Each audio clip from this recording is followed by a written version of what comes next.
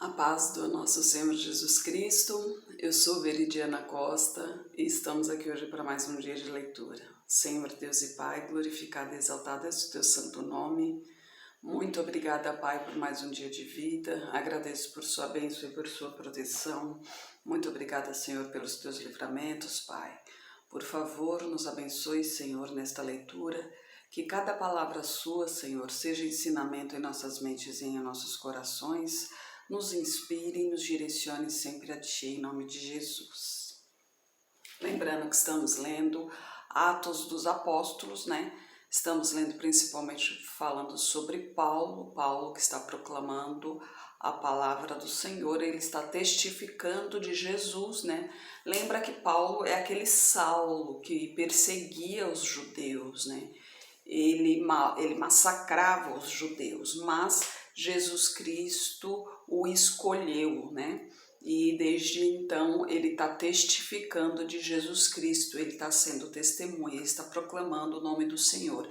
E agora os próprios judeus, nem todos obviamente, estão querendo matá-lo e ele apelou para César, né, para ser julgado por César. Ele está preso no momento, né? E aqui ele está perante Festo, no capítulo 25. Entrando, pois, Festo na província, subiu dali a 3 dias de Cesareia a Jerusalém. E o sumo sacerdote e os principais dos judeus compareceram perante ele contra Paulo e lhe rogaram, pedindo como favor contra ele que o fizessem vir a Jerusalém, armando ciladas para o matarem no caminho. Mas Festo respondeu que Paulo estava guardado em Cesareia e que ele brevemente partiria para lá. Então disse: os que dentre vós têm poder, desçam comigo, e se neste homem houver algum crime, acusem-no. E havendo-se demorado entre eles mais de 10 dias, desceu a Cesareia. No dia seguinte, assentando-se no tribunal, mandou que trouxessem Paulo.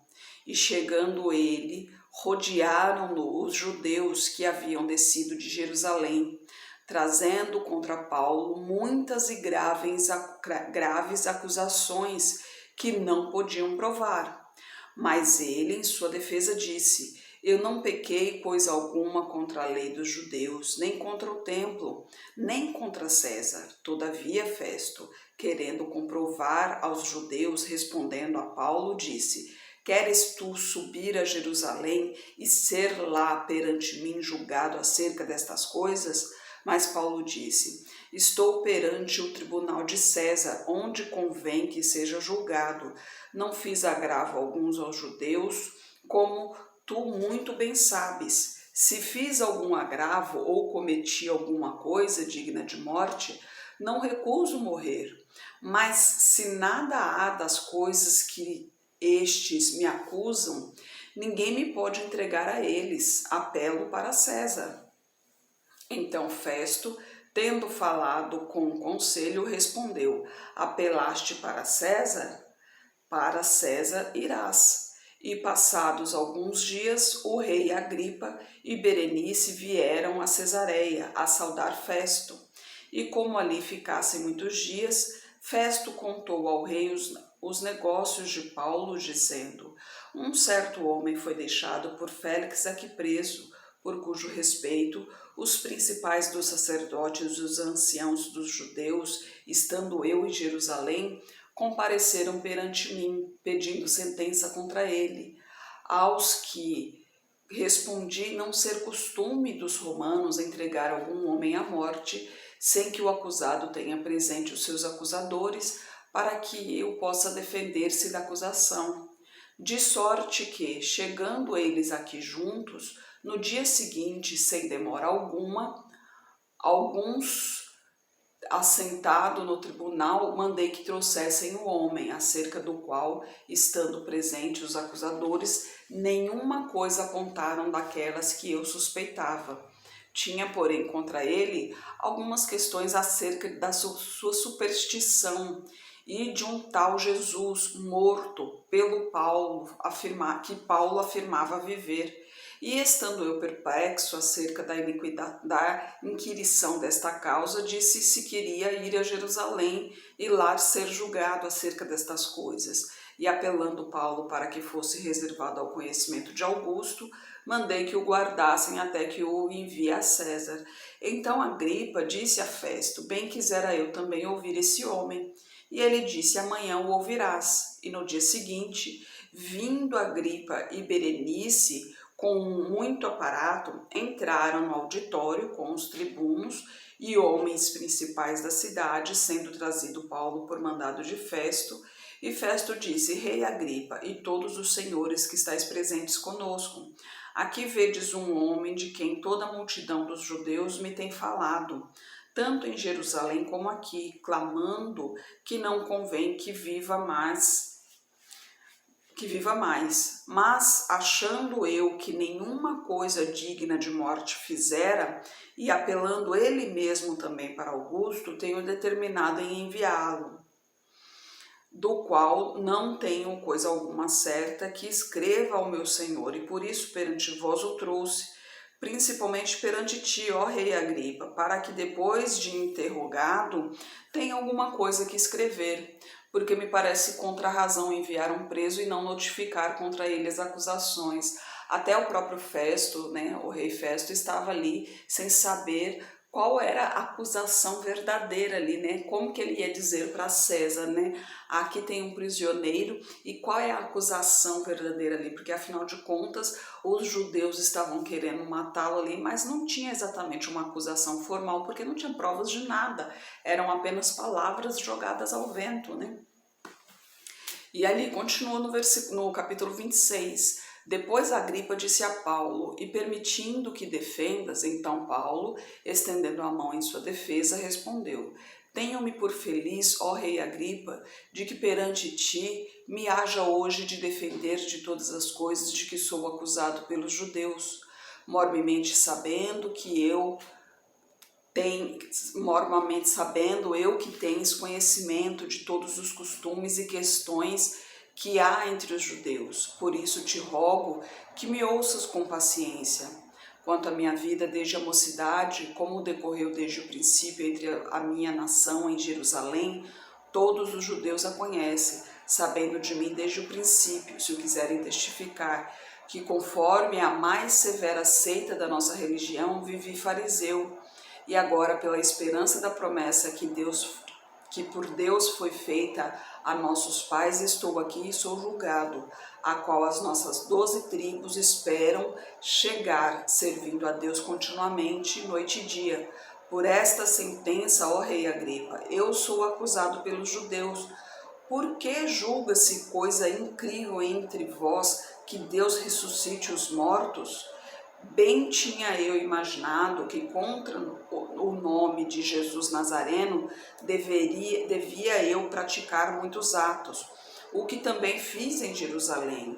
E havendo recebido autorização dos principais dos sacerdotes, encerrei muitos dos santos nas prisões, e quando os matava, eu dava o meu voto contra eles, e castigando-o muitas vezes por todas as sinagogas, os obriguei a blasfemar. E enfurecido demasiadamente contra eles, até nas cidades estrangeiras os persegui. Sabe o que? Indo então a Damasco, com poder e comissão dos principados dos sacerdotes, ao meio-dia, ó rei, vi no caminho uma luz do céu que excedia o esplendor do sol, cuja claridade me envolveu a mim e aos que iam comigo. E caindo nós por terra, ouvi uma voz que falava em língua hebraica, dizia: Saulo, Saulo, por que me persegues? Dura coisa é resistir os aguilhões. E eu disse: quem és, Senhor? E ele respondeu: eu sou Jesus a quem tu persegues, mas levanta-te e põe-te sobre os teus pés, porque te apareci por isto, para te pôr sobre ministro e testemunha tanto das coisas que tens visto, como daquelas pelas quais te aparecerei ainda, livrando-te deste povo e dos gentios, a quem agora te envio, para lhes abrires os olhos e das trevas os converteres à luz, e do poder de Satanás a Deus, a fim de que recebam a remissão de pecados e herança entre os que são santificados pela fé em mim. Por isso, ó rei Agripa, não fui desobediente à visão celestial, antes anunciei primeiramente aos que estão em Damasco e em Jerusalém, e por toda a terra da Judéia e aos gentios, que se emendassem e se convertessem a Deus, fazendo obras dignas de arrependimento. Por causa disso, os judeus lançaram mão de mim no templo e procuram matar-me, mas, alcançando o socorro de Deus, ainda até o dia de hoje permaneço dando testemunho tanto a pequenos como a grandes, não dizendo nada mais do que o que os profetas e Moisés disseram que devia acontecer, isto é, que o Cristo devia padecer e, sendo o primeiro da ressurreição dentre os mortos, devia anunciar a luz a este povo e aos gentios. E dizendo ele isto em sua defesa, disse Festo em alta voz: Estás louco, Paulo? As muitas letras te fazem delirar? Mas ele disse: Não deliro, ó potentíssimo Festo. Antes digo palavras de verdade e de um são juízo. Porque o rei, diante de quem falo com ousadia, sabe estas coisas, pois não creio que nada disto lhe é oculto, porque isto não se fez em qualquer canto. Crês tu nos profetas, ó rei Agripa? Bem sei que crês. E disse Agripa a Paulo: Por pouco me queres persuadir a que me faça cristão? E disse Paulo: Provera a Deus que, ou por pouco ou por muito, não somente tu, mas também todos quantos hoje me estão ouvindo, se tornassem tais qual eu sou, exceto estas cadeias. E dizendo ele isto, levantou-se o rei, o governador, Berenice e os que com ele estavam assentados, e afastando-se dali, falavam uns com os outros, dizendo: Este homem nada fez digno de morte ou de prisões. E Agripa disse a Festo: Bem podia soltar-se este homem, se não houvera apelado para César. Então, ali mais uma vez, ele testificando o nome do Senhor, né? Não, eu, como sempre falo aqui, estou aprendendo com vocês aqui também, né? Não sou pregadora, também não tenho entendimento aqui do Evangelho, estou engatinhando ainda, mas ao meu entender ali, quando ele diz ao rei Agripa que ele sabe do que Paulo está falando, ali eu acho que é Deus dizendo que o rei Agripa também conhece muito bem, mas o rei Agripa não quer mostrar para todo mundo ali que ele tem conhecimento do Deus vivo ali, sei lá, por autopreservação ou coisa do tipo, né? Porque afinal de contas é um rei, né? Então, um rei é mais difícil um rei ir contra o povo, porque no caso tem os judeus estão contra Paulo, ou seja, estão contra o Deus vivo, né? Então, se o rei Agripa ali assumisse também que sabia dessas coisas e que acredita nos profetas, então ele também seria aclamado ali pelo povo, né, pelos judeus, ele também provavelmente seria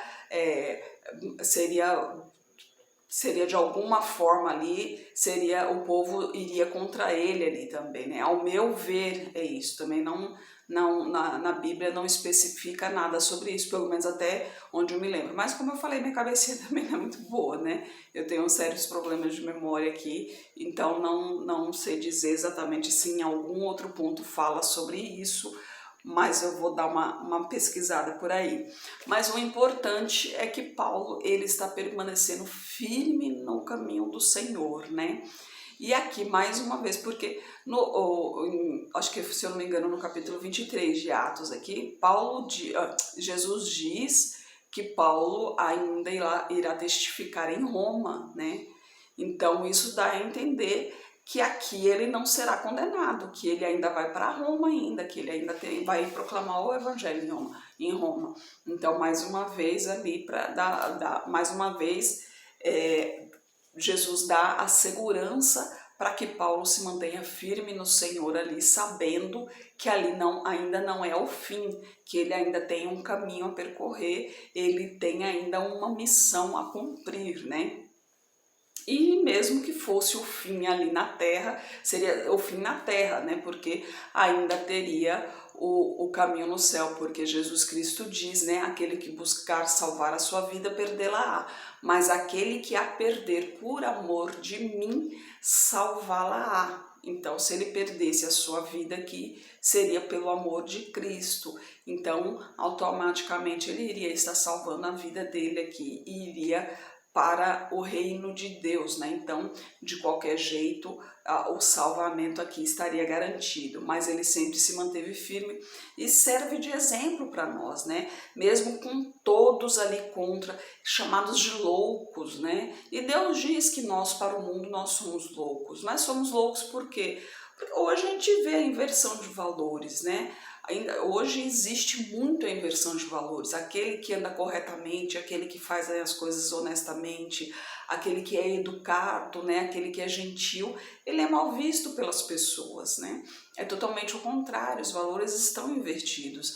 Então é exatamente isso, nós somos vistos como os loucos, né? Como loucos. Por quê? Porque a gente anda corretamente, porque a gente procura fazer o que é certo, né? E a gente faz isso para quê? Para agradar a Deus, né? Agradando a Deus, a gente tem o nosso cantinho reservado lá no reino de Deus. Afinal de contas, o reino de Deus foi feito para nós, né? Nós só estamos aqui por culpa do pecado, porque se não existisse pecado, nós estaríamos lá desde o início, né? Não teríamos saído de lá. Mas em breve, com fé em nosso Senhor Jesus Cristo, nós voltaremos. E eu apelo para você que ainda não conhece a Jesus ainda, para você que ainda não se entregou às maravilhas de Deus, que se dê essa oportunidade, porque aqueles que andam no caminho do Senhor têm tribulações, têm preocupações, mas principalmente têm paz de espírito e têm a certeza da salvação, tem a certeza da vida eterna, né? Porque aqueles que não participar da vida eterna, infelizmente participará da morte eterna, né? Mas antes disso virá um sofrimento muito grande, né? Um sofrimento que a nossa mente é incapaz de calcular. Então, se dê a oportunidade de ser salvo, se dê a oportunidade de experimentar como é servir ao Senhor, sentir essa paz de espírito, e aquele que anda com o Senhor, tudo coopera para o bem dele, né? Tudo anda de acordo com a vontade de Deus, obviamente, mas Deus sabe das nossas necessidades e Ele nunca nos deixa faltar nada. Senhor Deus e Pai, glorificado e exaltado és o teu santo nome. Muito obrigada, Pai, por tuas palavras, por tuas mensagens, Senhor. Eu peço a Ti que esteja com essa pessoa que está orando comigo, Pai. Manifeste o teu poder na vida dela, Senhor. Toque em seu coração, Pai. Tire tudo que aflige, Senhor. Seja um sentimento ruim, seja angústia, seja mágoa, Pai. Seja aflição, seja desânimo, todo mal, tudo que não pertence a Ti, tire dela agora nesse momento, Pai. Purifique-a de todo mal em nome de Jesus, Senhor. Toque em sua saúde, toque em suas finanças, toque em sua família, Pai, toque em seu psicológico, toque em seu emocional, Pai, em nome de Jesus, Senhor. Eu peço a Ti por toda a minha parentela, por toda a parentela de meu esposo, derrama a Tua unção sobre cada um deles, Pai, manifeste o Teu poder na vida de cada um e traga todos para o Seu caminho, Pai. Peço a Ti pelos nossos governantes, pelas nossas autoridades, que os Teus anjos estejam guiando cada um deles de acordo à Tua vontade, Pai. Peço a Ti pelos Teus filhos, Pai. Necessitamos de mais intimidade contigo, Senhor. Necessitamos de mais conhecimento, de sabedoria, de discernimento, Pai. Por favor, nos capacite cada vez mais para proclamarmos o Teu Evangelho, Senhor. É o que eu oro em nome de Jesus. Amém. Que Jesus Cristo esteja em seu coração e que Deus abençoe.